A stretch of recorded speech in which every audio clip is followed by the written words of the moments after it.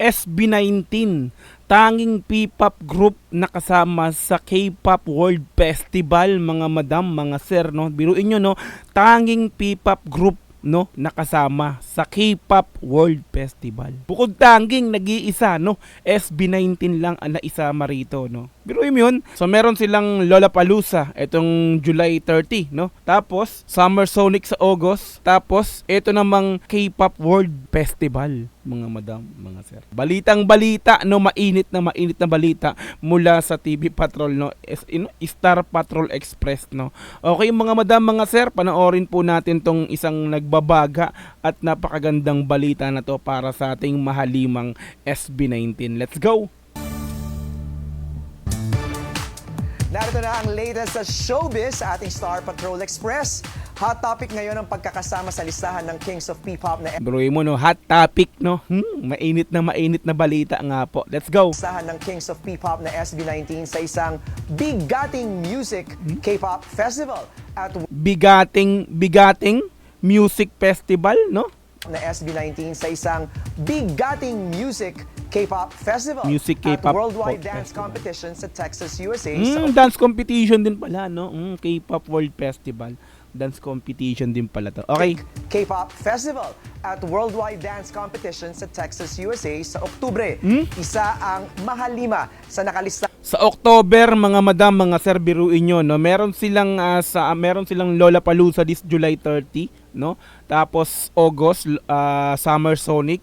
Tapos eto naman, October, no? September lang yung bakante, July, Lollapalooza, August, Summer Sonic, tapos October tong K-pop World Festival. Baka naman meron pa September dyan, hanggang December na. Tuloy. sa Texas, USA sa Oktubre. Isa ang mahalima sa nakalistang performers para sa K-pop World Festival sa October 28 hanggang 31st. Sila lamang 4 na araw. October 28, 29, 30, 31. 4 days sila doon na magpe-perform? Talaga? Let's go. K-pop World Festival sa October 28 hanggang 31st. Sila lamang ang Pinoy group sa hanay ng K-pop performers. Sila lamang, no? Bukod tangi nga po, no? Sila lamang. So ang kasama nila rito is puro mga K-pop, mga madam, mga sir, no? Sila lang yung P-pop dito. Kakaiba talaga SB19. Grabe yung mga nag-i-invite sa inyo, ano? K-pop World Festival. Grabe to. 31st, sila lamang ang Pinoy group sa hanay ng K-pop performers gaya nila J Park, The Rose, Jessie, Gravity at iba pa. Nasa Amerika ngayon ang SB19 para sa nakatakdang performance nila sa Lollapalooza sa July 30. At doon na rin nila sasalubungin ang release ng bago nilang kanta na Lawless. Kasi nga, ang release ng Lawless na kanta nila is July 31. Andun na sila ngayon, July 30, kasi ang performance nila doon nga po sa Lollapalooza. Okay, let's go! At doon na rin nila sasalubungin ang release ng bago nilang kanta na Lawless na mapapakinggan sa streaming platforms simula July 31st. Okay. Diba? No? Bukod tangi, no? Nag-iisang P-pop, no? Nakasama ang mga K-pop dito nga po sa K-pop World Festival, no? Walang ibang nakuha kundi ang SB19 talaga. Diba? Grabe yung balita, nagbabaga, no? Kumbaga, ano, hot update, kumbaga, sabi ng ABS-CBN News, no? So, nakita ko lang to, no? Sabi ko, parang iba to.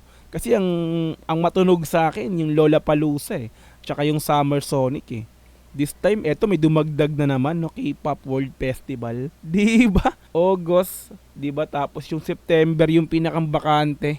So, meron pa ba? Mga madam, mga sir, sa September? Baka meron pa yan. Tuloy-tuloy na monthly, no? Iba-iba, no? Diba? So, November at December. September, November, December, no? Mga gano'n. Dire-diretso na, no? Okay, yun sa palampakan natin, SB19. So, panibago na namang aabangan ng mga, 'di ba? Sa ano to, sabi? Sa US din to, Texas, no? So doon daw gaganapin tong K-pop World Festival na to, no. Ayun, so mga madam, mga sir, once again pala pa natin bagong achievement, no, bagong kasi ano to, world K-pop World Festival to, malakihang festival na naman to. Na puro festival Iba Lollapalooza, 'di ba? Summer Sonic, tapos ito naman, no. Puro festival na talaga ang SB19, no. Puro outdoor, no, performance, 'di ba? Okay, yun. So mga madam, mga sir, thank you so much again sa pagsama sa akin sa video na to, no. Yun, so yun, dahil nga po may mga magandang balita, ay eto nga po pinanood po natin, no. Para malaman din ng iba na hindi pa nakakaalam. Okay, kita-kits sa mga tulad na upload. Dogs QTV, peace, bye-bye, God bless all.